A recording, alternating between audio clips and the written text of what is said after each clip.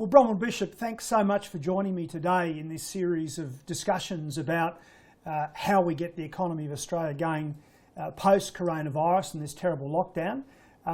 By way of introduction, and you don't really need an introduction, the longest serving woman ever in the federal parliament, a former minister, a former speaker in the parliament as well, so a very distinguished career, and a fellow contributor, I think is the way we term it, of Sky News Australia. So great to have you today in this series. So thanks, Bronwyn. So what we're going to do is we're going to talk about the economy generally, but there's areas that you'll want to dive into, and that's what it's all about. So why don't we just get straight into it? What are your top thoughts about post-coronavirus? Well, I think we have to be realistic in the post period.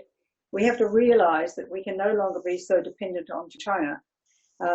We need to look at other markets. When you look at the fact that China has in fact now embarked upon a course of events that deliberately really sent this virus out to the free world, because it stopped internal flights in China, but sent out international flights into the free world and spread that virus. Next came the propaganda, which was designed to try and blame somebody else for the outbreak of the disease. Next came, look, we're really good Samaritans. We're sending you equipment that's protective equipment so that you can be safe when you're in dealing with people who have the disease. And yet, country after country after country has said that what they were sent was defective and put them further at risk. Then in Australia itself, we've got to be very concerned when the ambassador said only yesterday that in fact that a threat is what was made, that if you don't stop wanting to have this inquiry, which everybody thinks we have to have the inquiry, then students and tourists won't come, knowing that that is a very large percentage of the income we earn from our trade with China. So I think we have to realise that things have got to change. You can't go back to the way things were.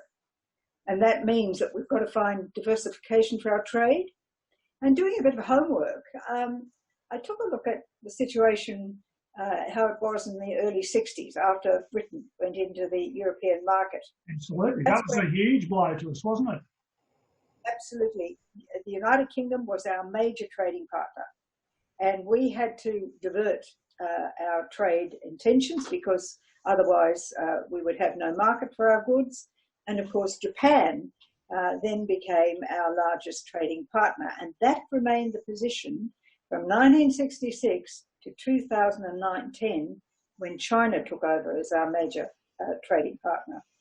So we've got to look back at some of the old markets. We've got to start looking again at Europe, looking again at the UK. Now it's out of Europe, and looking at Central Europe, which we really haven't paid much attention to. Indonesia is an obvious close by market. We have got to look at doing things differently, but we've got to do it understanding that we need free enterprise, which means we're going to have to get rid of all the things that stop an individual from being able to use their talents and their ability to establish businesses, employ people, and make profits.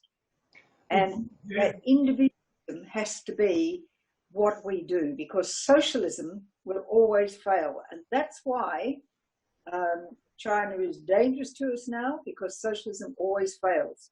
Just as Stalin's communist Russia failed, just as Hitler's National Socialists failed, just as Mao's Marxist-Leninism failed, and now we've got President Xi's Marxist-Leninism. It will fail, and that's when they want to dominate the rest of the world. It's like night follows day. So we can't pretend, we can't kid ourselves. We have to change. We have to change our educational structures, we have to change our training, we have to become more self-reliant, and we have to realise that becoming more self-reliant means, in fact, that things are going to cost more when they're made here and not made by slave labour in China. And to offset expense, we need cheap electricity. Okay, well, look, there's a heck of a lot in what you just said. So just recapping, I really like what you're saying in terms about this, not putting all the eggs in one basket, having a diverse range of international customers. And I think, the Brexit opportunity, fantastic. I love your thought about Central Europe and Eastern Europe, but also I think obviously India and Indonesia are big ones as well. But why don't we get into the stuff about free enterprise? Because I think there's a real problem with the rhetoric of our politicians up to coronavirus. On the one hand, and I'll make this criticism of the coalition, maybe you'll accept this, maybe you won't, but prior to coronavirus, I saw, sadly, senior members of this federal government, coalition government, using language really of the left, talking about wage theft when, frankly, we've got the Fair Work Commission and very complicated industrial agreements that I don't for a moment believe that say Coles, or let's take it, the ABC wanted to underpay people. So we've got some real issues there with red tape and regulation and rigid, inflexible frameworks for business that need to be dealt with. But are the coalition really sort of up to the mark of dealing with this? Well, they've got to be. Of course, we're under Malcolm Turnbull, he brought socialism into the coalition party and into policy making. The fact that he made the doctrine that climate change had to rule everything and denied so many of our businesses the ability to prosper and indeed establish has to be got rid of. And any lingering sentiments of socialism have to be removed as well, because it fails. It never serves the people. Freedom is the enemy of big government. And at the moment, we're seeing very big government in this crisis with this virus. And what we have to do is make sure we claw it back and become totally free and not just a little bit enslaved, which is totally unacceptable. Do I think we can do it? Yes, we have to be able to do it. I think it was Hayek, and Hayek, I guess, is one of my heroes. Hayek said that we need brave people who will speak out for the ideal which we must accomplish. And I do think that we can have people who believe in free enterprise, believe in it, who will fight for it, that will give the innovative Australians the opportunities to prosper. Well, I'm actually a small business person myself with a couple of partners, and we run property investment opportunities for our investor base. We have to deal with a wide range of government departments to meet our legal obligations. And I've got to say, it's pretty difficult. For a small enterprise, it takes a huge amount of time. For example, recently, just to make a change to the way we are registered with a particular agency, over 3 weeks of time, fiddling around, making calls, and probably 3 hours of our time trying to actually do what we're required to do by the law. How do we actually fix that sort of stuff? If it was you in Parliament now heading up, say, a task force, what would be your approach to make sure all these government agencies lined up and realised they had to do a better job for business? Well, I think I'd be more bold than that. I'd actually get rid of a lot of quongos, as they used to be called. A lot of government agencies I don't think we need. And my goodness, didn't we see a prime example of one that is being supported by government at the moment, telling drug addicts to shore up their drug supply because you can't get in across our borders. And public monies, something like $1.5 million of public taxpayer money went to this organisation. Scrub it. It must be gone. There are others. There are plenty of others that if you go through, you can find why do we need them. A lot of them are still in existence around that green left push that came, which I know that Tony Abbott tried to get rid of some, but there are still some of them there. They should all go. And then there's another list of things. We should certainly show that we mean business. We should get out of Paris, get out of the Paris Agreement and say, this is not for us. We should get out of the submarine contract. We need to be secure and looking after our interests now, not in 2050, with a contract that is going to be so expensive and not deliver us any benefit. So there are those things that have to be done as well. Well, can we just explore one of the things you just said there, which was get out of Paris? I know that I suspect I know how you're going to respond to what I'm about to say. So here we go. I have this view, ultimately, that we do need to have some sort of compact on this whole electricity, energy pricing, carbon tax, whatever thing. I'm actually a climate skeptic, but I'm just so exasperated by the impasse. Is it not possible to actually craft some sort of political deal that at least gets us beyond this nonsense and allows people to then get on and actually build new power stations? I'd love to see a new coal-fired power station in Queensland. I'd love nuclear to be explored. But just in terms of the policy settings, can we come up with something that will actually get through the impasse? Well, once you say you're getting out of Paris, you're sending a great big signal that says we are interested in having, again, a reliable base power. Then you can start to say things like, we want more competitors in the field, because what we've got at the moment is an oligopoly where there is no competition. Now, the Liddell Power Station might be a starter. There are people who want to buy it, and yet the owner of it, AGL, doesn't want to sell it because it doesn't want a competitor. Yes, you can use natural gas for it to come in, but there's got to be a will to start doing it. Now, the federal government can use its influence to perhaps underwrite a particular endeavour to build a power station, but it's got to have the courage and the will and the stamina to do it. Now, people have written a lot about Malcolm Turnbull in his book in recent times, and I think the one thing that they've all pointed out is that Malcolm didn't learn from his error when he lost the leadership in 2009. He lost it for the same reason when he lost the Prime Ministership, exactly the same reason. Well, Bronwyn, I actually would like this whole debate to centre around, though, one real objective, and that is the price of electricity is embedded into everything that we make, we manufacture, the food that we produce, and particularly for our exporters. If, for example, they're paying 25, 26 cents a kilowatt hour of electricity here, but they're competing with some offshore destination where they only pay 10 or 12, and that's absolutely the case, that's a big problem. And that should be front and central, in my view, to the discussion on how we get through this. Well, here's the moral dilemma, isn't it?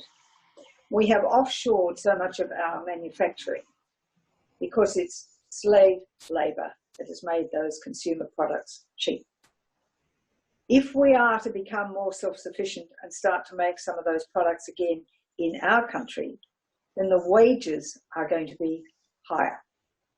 And to offset that cost of higher wages, because we're not about to lower them, to offset the fact that there are higher wages to be paid, we need cheap electricity as an offset. And if a government, if anybody can't understand that, then I despair a bit. It's so logical and it's so obvious. So I do believe that there are people who are in our federal government who believe that we can do things and we've got to change. But it's going to be a tough road, and they've got to be strong, and they've got to believe that free enterprise is the best way forward. What about IR, Bronwyn? I alluded to the Fair Work Commission and the complexity of our framework. Is that something you think that is politically doable to fix that after this crisis? I think there is now scope for it. After the problem that we had with the fight over industrial relations that caused the Howard government to lose office. After that issue, I think sufficient time has passed, and we've seen sufficient problems with the existing Fair Work Act that it is time to discuss it. And I think there was a willingness shown by the Prime Minister when he was saying how he would bring in the payments for people who are going to be job keepers, that it would not be done by the Industrial Relations Commission, but it would be done with a single act. The Labor Party, of course, fought that. They wanted to maintain every mechanism of the existing industrial relations system. which would have been impossible and couldn't have been done. So there is a willingness to say there does need to be recognised that it's too complicated. Moving to another area then, what about tax? I mean, I'll be talking to other commentators and policy thought leaders who'll be talking about lower company taxes and personal rates of tax, but maybe with some trade-offs with other taxes going up. Do you have some thoughts there? To reward people for taking their effort, for risking their own money, and for taking risks that they feel they can manage to employ people and to make a profit. You can only pay wages out of profits. So we have to recognise that taxation is not going to do it. And don't fall for this flirty about land tax and stamp duty. Stamp duty you pay once. Land tax, it's a bit like the tolls you pay on toll roads. They can adjust it up and up and up anytime they like. And you a lot more money than you'll ever pay by simply raising the amount of the stamp duty. Pay it once and it's over. My position on some of these things is I would like to see a lower company tax rate. I'd like to see sanity in terms of personal tax rates to actually really encourage people and reward people for having a go. But and I've always been an opponent of the GST being higher, but I would support the GST being higher as long as the states finally got rid of those taxes you were alluding to before. If we could see an end to stamp duty and land tax, that we had a GST that actually properly provided for the needs of the states, and they had to get rid of those taxes, I think that would be a good move forward, even though I've never wanted to see a higher GST. Look, I just think the GST question becomes almost irrelevant because the money goes to the states. It doesn't go to the Commonwealth. It's a tax that has not raised as much money as was anticipated, and I certainly was a great proponent of its introduction with the lessening of income tax and the abolition of the wholesale sales tax, I think it was called, which we got rid of, which was such an insane tax. The GST is much more efficient. Of course, the price of getting it through the Senate was to do a deal with the Democrats and to say a whole lot of things would be exempt. So it became a narrower tax. But I don't, and of course the states also said they get rid of a lot of taxes in return for this money, which of course they didn't. I didn't, yeah. So, you can never trust people, particularly bureaucrats with a good plan in the bottom drawer that is presented to the minister who thinks he or she's had a good idea. I have to assure you that I've spent most of my political career saying no to new taxes and charges. There are a couple of exceptions, but generally my theme always was with business people was, listen, don't ever support a politician wanting to put a tax up or creating even worse a new tax. I said because they're insatiable. They'll always want more, and the bureaucracy will always find a way to spend more. But of course, that's one of the beauties of the GST. It can't be put up unless everybody agrees to it. Yeah. And if we see one thing with the states, they don't like having to take responsibility for taxing. They're very pleased to do the spending bit.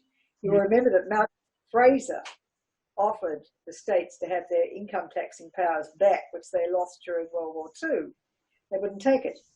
And I see that idea has reared its head again, where they might like to themselves put on additional taxation, but none of them will do it. And that's the problem when you're not responsible for the raising of the money, just getting it because the Commonwealth has done it and then happily spending it. And of course that happens all the time with Section 96 grants.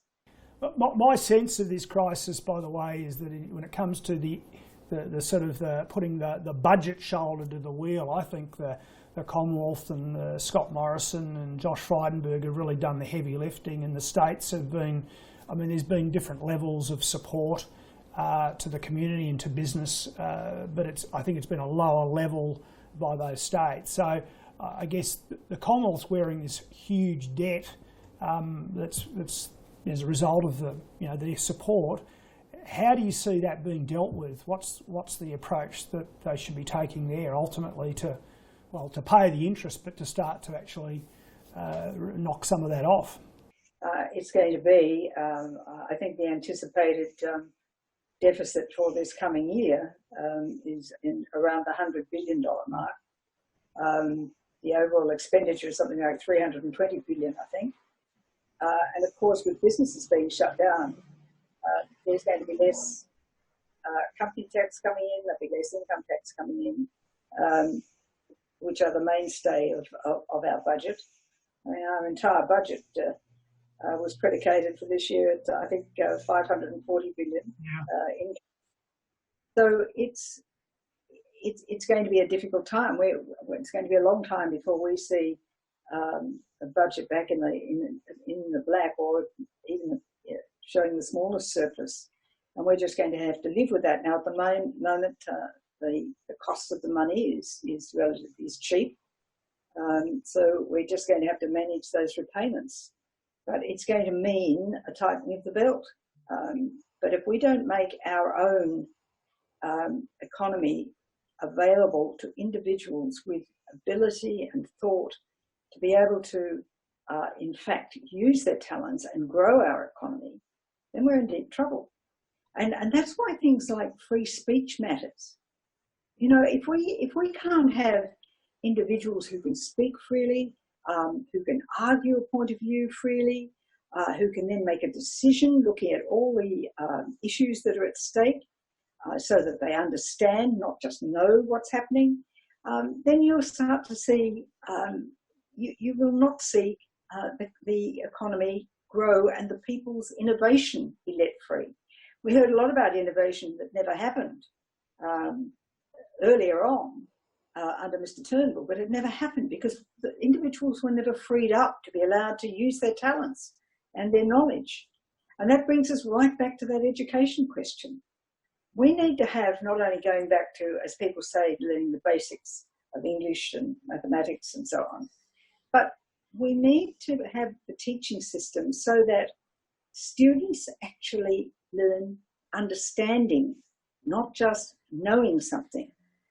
So let me give you a very simple example. Yeah. Today, 250 years ago, Captain Cook arrived in Australia. It's one thing to know that he arrived, but it's a whole lot of other things if you understand what he was doing here, how he got here, how it added to the world's knowledge about flora and fauna, how it added to the knowledge about how to navigate the seas. Unless you understand what is behind the knowledge and understand, it's useless to you. And that applies right across the board in everything they learn. So simply to teach kids, be frightened of climate change and you've got to have renewables, doesn't teach them anything at all. They have to understand that those great turbines come from China at a great expense to us. We subsidise the purchase. We subsidise the oligarchies to make the electricity from that source and sell it to us at a much higher price. On the education front, would you like to talk about any sort of reforms or other areas outside of the school system? What about sort of university and TAFE and sort of probably the need for people to have ongoing training and development throughout their careers? Any thoughts there? I think it's very important that we start to pay much more attention seriously to vocational training. Mm-hmm. Interesting, there was a report out not so long ago that showed that over the last 20 years where we've had job creation, that people with white-collar jobs had increased, I think it was like 43%, that people with no skills or semi-skilled, there was an increase in those jobs of about something like 39%. But the increase in jobs for people with vocational skills, carpenters, electricians, plumbers, and the like, was 7%. So we've hollowed out our workforce, and we need to restore that. We need to restore the skills that people who are tradespeople and can have great careers as tradespeople can indeed learn and be used to make not only a living for themselves, but to create businesses.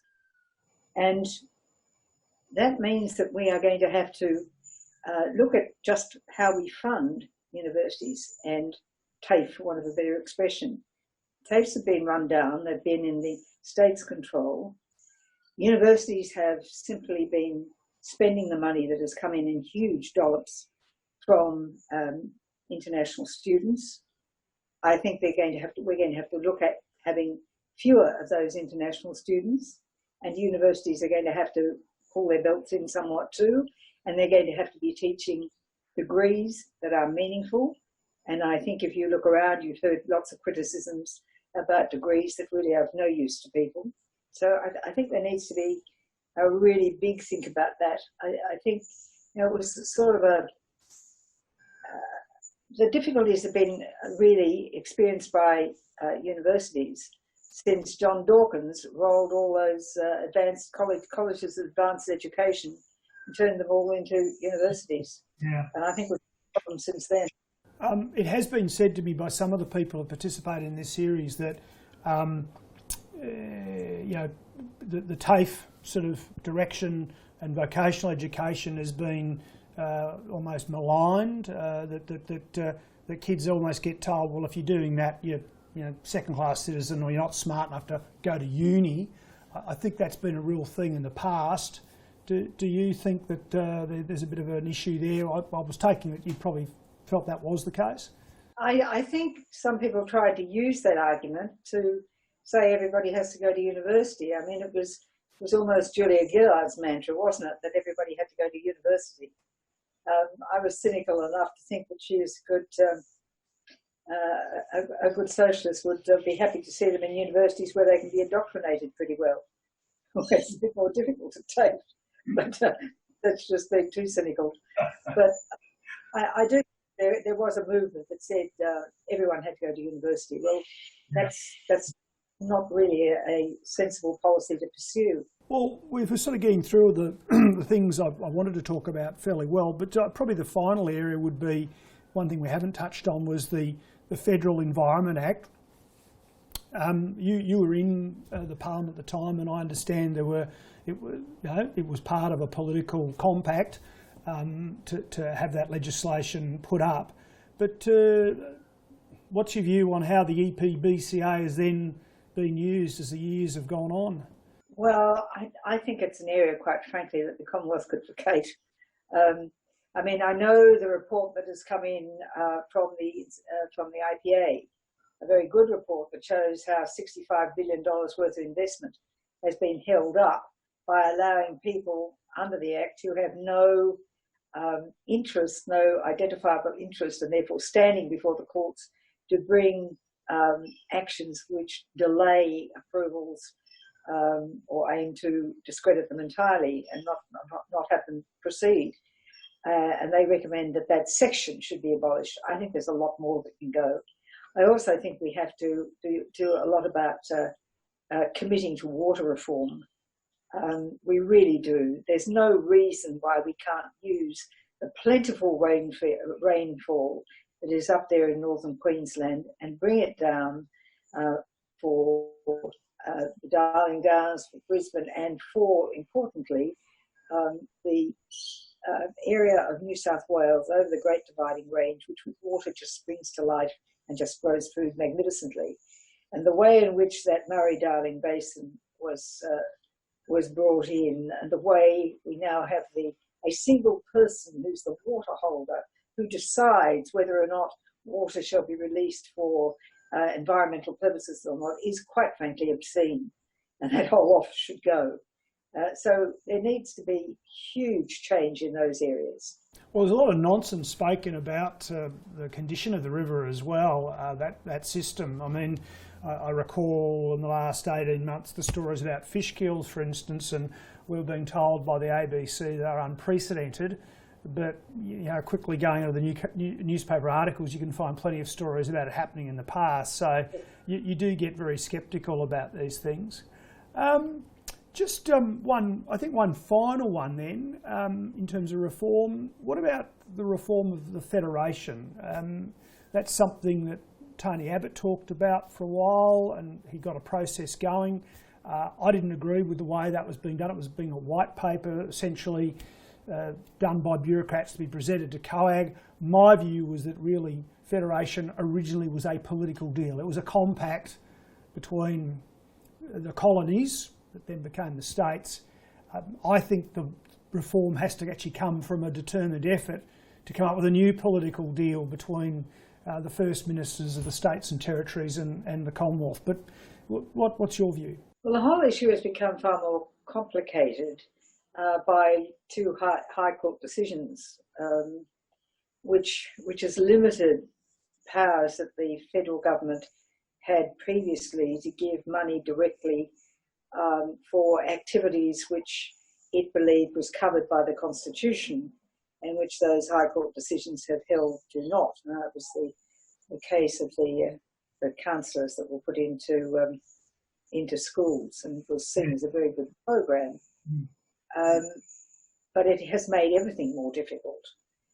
That is one area, I think, where reform can be sought, or some sort of compact should be sought. As for the idea that you're ever going to have